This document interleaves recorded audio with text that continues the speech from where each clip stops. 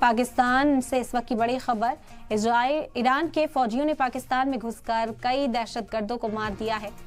बड़ी खबर इस वक्त आप तक पहुंचा रहे हैं सरकारी मीडिया के हवाले से। ईरान इंटरनेशनल इंग्लिश ने बताया कि ईरान के फौजी दस्तों ने पाकिस्तानी खित्ते में जैश अल अदल के दहशतगर्दाना ग्रुप कमांडर इस्माइल शाहबख्श और उसके कुछ साथियों को मार गिराया।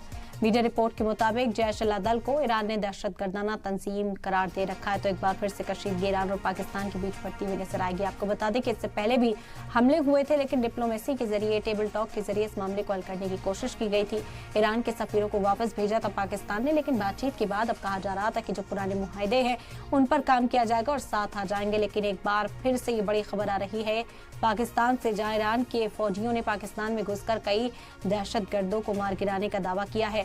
सरकारी मीडिया के हवाले से ईरान इंटरनेशनल इंग्लिश ने बताया है कि ईरान के फौजी दस्तों ने पाकिस्तान खित्ते में जैश अल अदल के दहशतगर्दाना ग्रुप पर यह हमला किया। पाकिस्तान इसका कैसा रिएक्शन देता है, क्या इस हमले को रिटेलिएट किया जाता है, ये देखना होगा। हालांकि आपको बता दें कि पाकिस्तान की कोशिश यही थी कि टेबल टॉक के जरिए, डिप्लोमेसी के जरिए इस मुद्दे को हल किया जा सके। ईरान भी उस टेबल टॉक पर पहुंचा था, बातचीत की गई थी, यकीन दहानी कराई गई थी कि टेररिज्म के खिलाफ दोनों मुल्क लड़ेंगे, साथ मिलकर जो स्ट्रैटेजी है वो बनाएंगे। लेकिन एक बार फिर से ईरान की ओर से पाकिस्तान पर हमला किया गया है।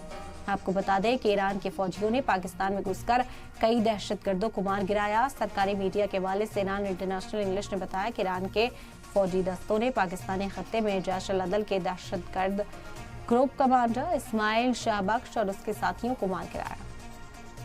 तो यह खबर पाकिस्तान से इस वक्त आप तक पहुंचा रहे हैं। पाकिस्तान का क्या रुख रहने वाला है वो देखना होगा।